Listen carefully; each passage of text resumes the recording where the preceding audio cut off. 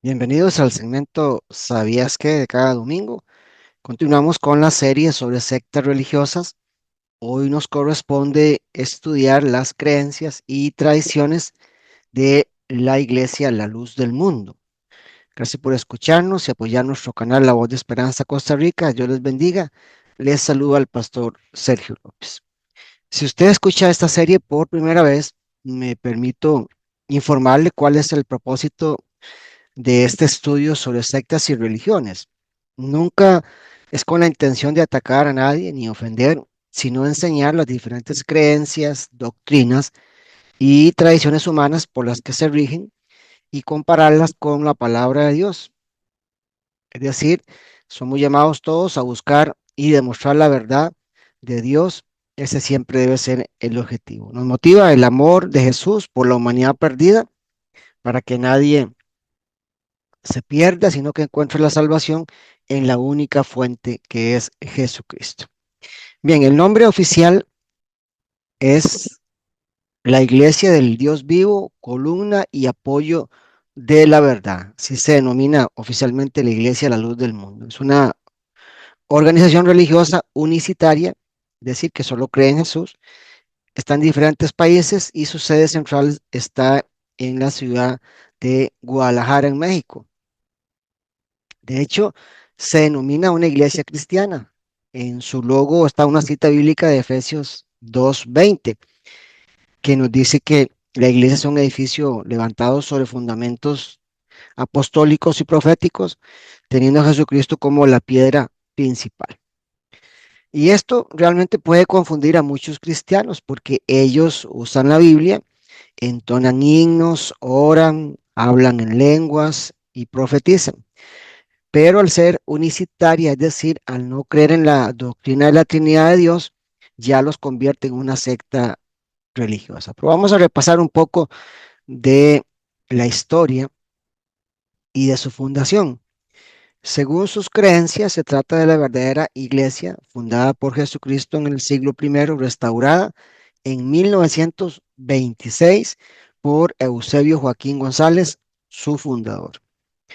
Fue en Guadalajara, México, el 6 de abril de 1926, en donde Eusebio fundó esta iglesia.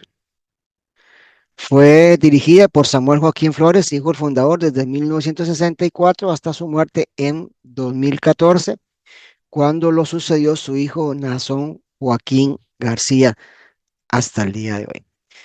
Pero bueno, su fundador Joaquín González afirma haber recibido una revelación de Dios en la que su nombre fue cambiado a Aarón y su misión era restaurar la iglesia primitiva. Esto fue en 1926. Aquí, por supuesto, hay otra marca de las sectas, las supuestas revelaciones divinas que tienen los iluminados. En 1943 recibe otra supuesta revelación en la que se le indica que debe bautizarse y toda su iglesia solo en el nombre de Jesús, no en nombre de la Trinidad.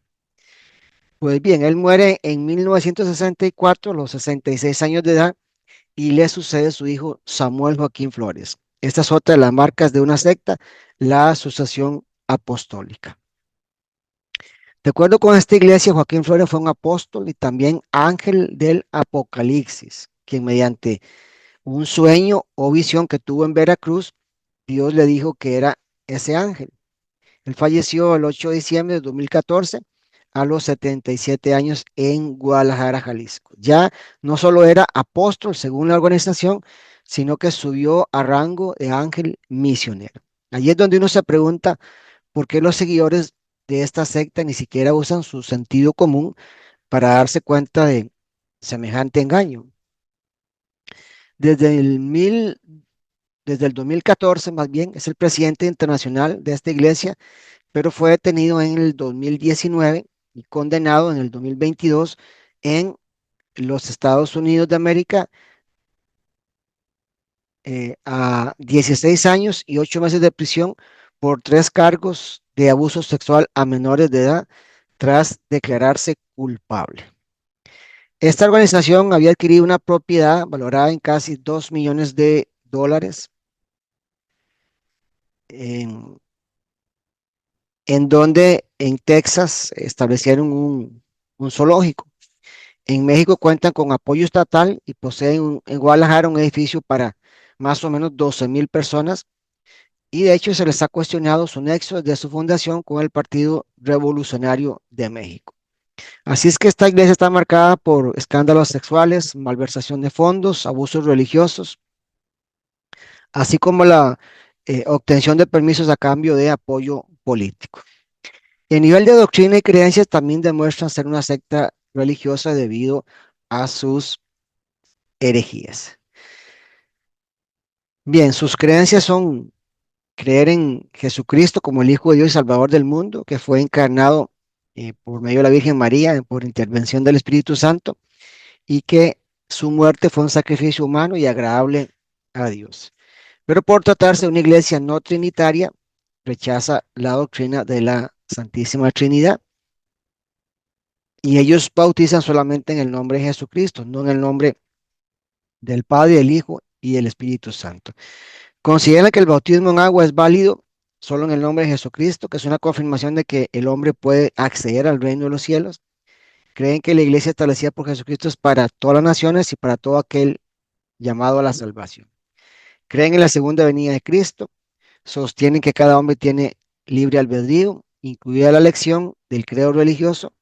Creen en la ciencia como un don de Dios cuyo conocimiento debe servir a las grandes causas de la humanidad y afirman que imponer determinados estados civiles, despojar los bienes y atentar contra la integridad familiar va en contra de los principios éticos y morales.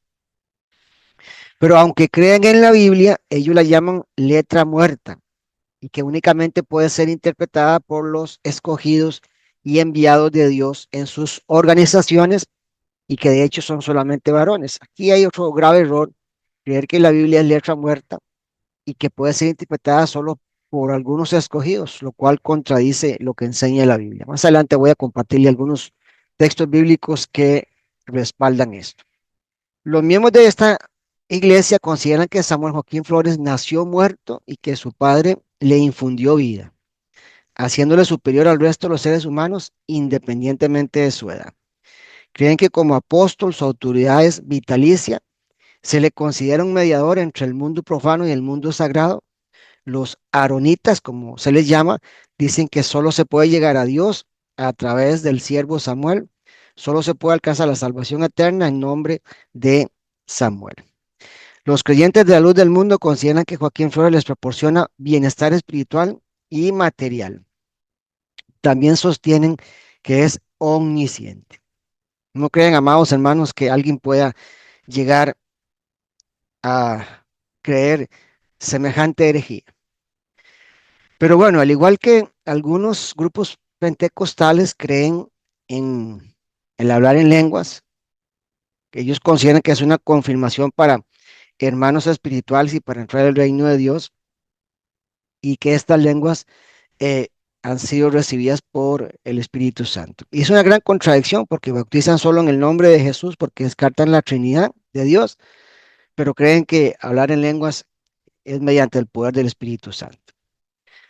También existe dentro de su estructura organizacional un nepotismo sagrado, es decir, se les da preferencia a los parientes para ocupar cargos o empleos, en este caso de orden divino. La iglesia, la luz del mundo, venera a Elisa Flores, a quien se le llama la jefecita. En 2011, Eva García, esposa de Joaquín Flores, es venerada al igual que sus hijos y también sus nietos. De hecho, en las casas de los feligreses de esta iglesia pueden observarse fotografías en las paredes de toda la familia que dirige a nivel mundial esta secta religiosa. La iglesia no cuenta con un cuerpo gobernante, sino que el líder fue establecido por mandato divino. Aarón y Samuel son considerados intercesores de los hombres ante Dios, lo cual representa evidentemente otra herejía más.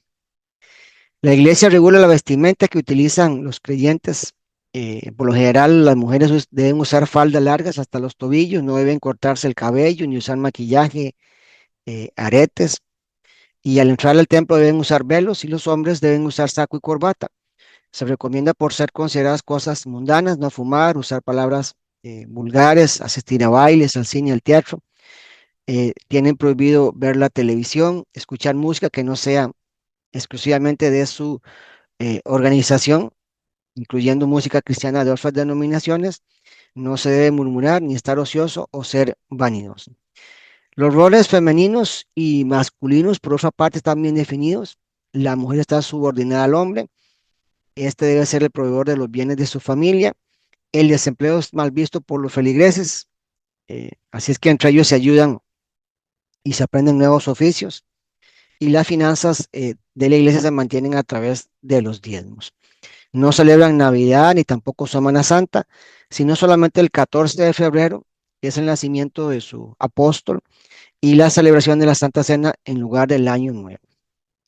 La liturgia practicada entre la iglesia es muy organizada, entonan himnos, cantos, lecturas de la Biblia, los fieles dan testimonios, hay predicación y también oraciones en conjunto. En las reuniones generales de la iglesia, las mujeres deben estar sentadas del lado derecho del templo y los hombres del lado izquierdo. El sectarismo religioso llega a tal extremo que es por medio de encargados que controlan las salidas de las colonias, otorgan permisos para trabajar, realizar estudios, tener una relación de noviazgo, casarse, resolver problemas de matrimonio, controlar las visitas familiares, la regulación de la natalidad y también la atención médica. Las mujeres promueven actos de exaltación hacia su apóstol. Cuando se les presentan visiones o revelaciones, se considera que es el mismo Joaquín Flores quien aparece dándoles comprensión, protección y acompañamiento. Pues queda claro, amados hermanos, que con estas evidencias la luz del mundo es una secta religiosa que enseña doctrinas falsas, pero ¿cómo contradice la Biblia todas estas creencias y enseñanzas? Bueno, en primer lugar, existen muchos textos bíblicos que demuestran la existencia de un Dios trino, un solo Dios en tres diferentes manifestaciones, Padre, Hijo y Espíritu Santo. Génesis 1:26 nos dice, entonces dijo Dios, hagamos al hombre a nuestra imagen conforme a nuestra semejanza. Así es que aquí está claramente definido el plural, hagamos, en referencia a la Trinidad de Dios. Marcos 1:9 al 11 nos describe el bautismo en agua de Jesús, en donde también aparece el Dios Trino. Aconteció en aquellos días que Jesús vino en Nazaret de Galilea y fue bautizado por Juan en el Jordán. Y luego cuando subía el agua vio abrirse los cielos y al Espíritu como paloma que descendía sobre él. Y vino una voz de los cielos que decía, tú eres mi Hijo amado, en ti tengo complacencia. Primera Juan 5:7, porque tres son los que dan testimonio en el cielo, el Padre, el Verbo y el Espíritu Santo, y estos tres son uno. Y según hemos leído en el Evangelio según San Juan capítulo 1, habla del Verbo refiriéndose a Jesús. También debemos aclarar que el bautismo en agua es en nombre de la Trinidad de Dios. San Mateo 28:19 así lo aclara. Por tanto, id y haced discípulos a todas las naciones, bautizándolos en el nombre del Padre, del Hijo y del Espíritu Santo. Esta ordenanza fue dejada por Jesús y es válida para todos los demás creyentes, no solo para los discípulos. Esta es la fórmula bíblica bautismal que la iglesia cristiana debe usar, no solo en nombre de Jesús, como lo hacen algunas sectas religiosas, aparte de la luz del mundo. Y hay un pasaje muy importante y muy discutido, por cierto, por un sector de la iglesia, ha sido Hechos 10, 47 y 48, que nos dice así. Entonces respondió Pedro, ¿puede acaso alguno impedir el agua para que no sean bautizados estos que han recibido el Espíritu Santo también como nosotros? Y mandó bautizarles en el nombre del Señor Jesús. Entonces le rogaron que se quedase por algunos días. Textualmente dice que Pedro los bautizó en el nombre del Señor Jesús. Y esto ha sido usado por las sectas religiosas, las unicitarias, que no creen en la Trinidad. Esto es un asunto de mala interpretación. Aquí no hay ninguna contradicción ni ninguna confusión. En San Mateo 28:19 Jesús nos enseñó la fórmula bautismal. Aquí Pedro no está hablando de eso, sino de la autoridad por la cual deben bautizarse. Entonces, debemos recordar que para los judíos el nombre era símbolo de autoridad, de destino eterno, y esto es más profundo de lo que nosotros culturalmente entendemos y usamos el significado de los nombres propios. ¿Por qué se habla aquí en Hechos 10 de la autoridad de Jesús?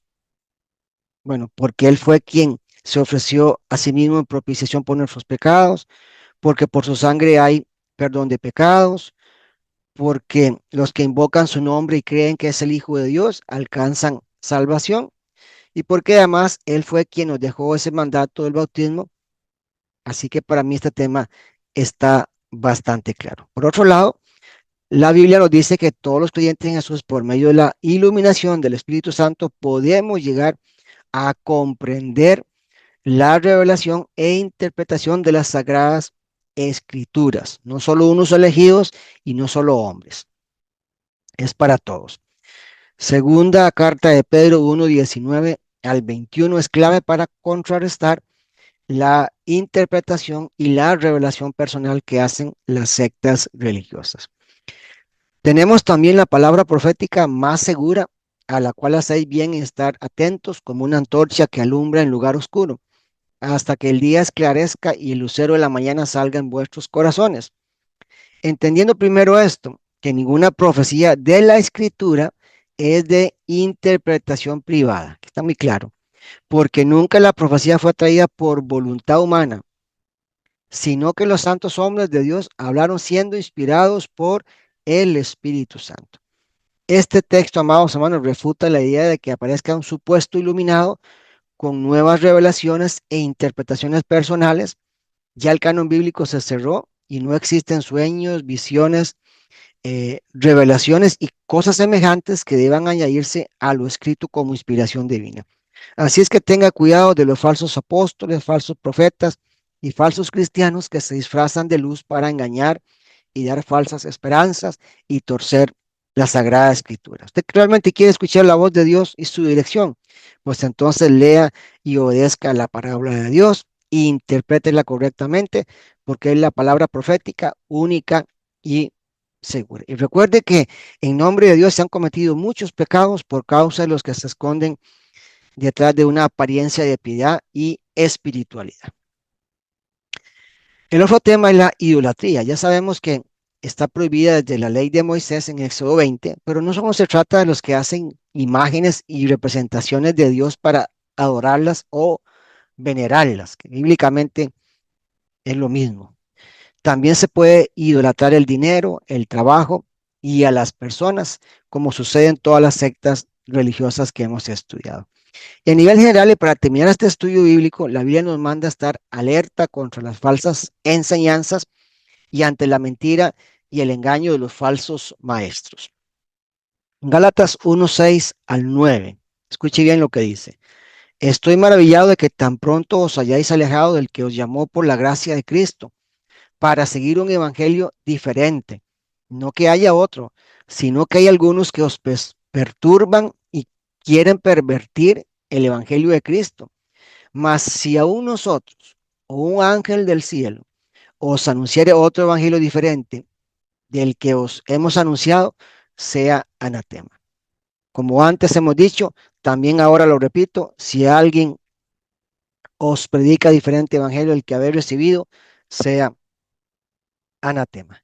Es evidente que hay un aumento de sectas religiosas en el mundo, por lo que cada cristiano es responsable de estudiar los principios bíblicos para no ser engañados y además presentar defensa de las doctrinas de la fe cristiana cuando sea necesario.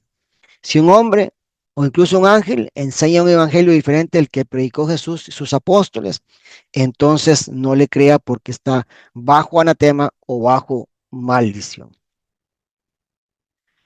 Primera carta de Juan 4, el 1 al 6. Amados, no creáis a todo espíritu, sino probad los espíritus si son de Dios, porque muchos falsos profetas han salido por el mundo. En esto conocer el Espíritu de Dios. Todo espíritu que confiesa que Jesucristo ha venido en carne es de Dios, y todo el espíritu que no confiesa que Jesucristo ha venido en carne no es de Dios, y este es el espíritu del anticristo, el cual vosotros habéis oído que viene y que ahora ya está en el mundo. Hijitos, vosotros sois de Dios y los habéis vencido, porque mayor es el que está en vosotros que el que está en el mundo. Ellos son del mundo, por eso hablan del mundo, y el mundo los oye. Nosotros somos de Dios, el que conoce a Dios nos oye, el que no es de Dios no nos oye. En esto conocemos el espíritu de verdad y el espíritu de error.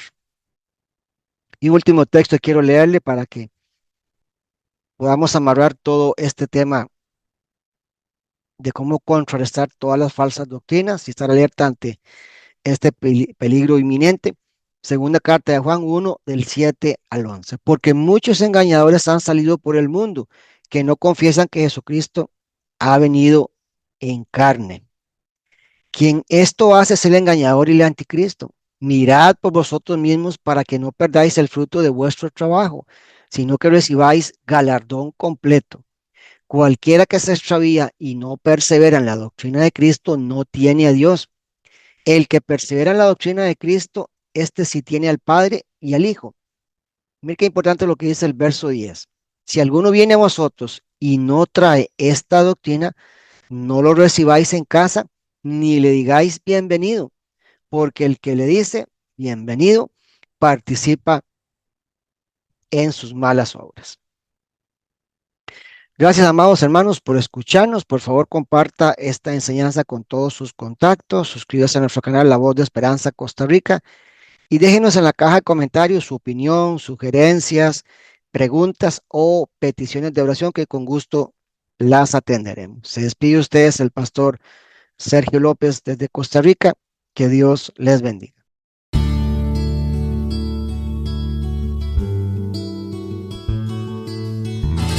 Esperamos que haya disfrutado nuestro programa. Gracias por escucharnos. Suscríbase, comparta y comente. Dios le bendiga.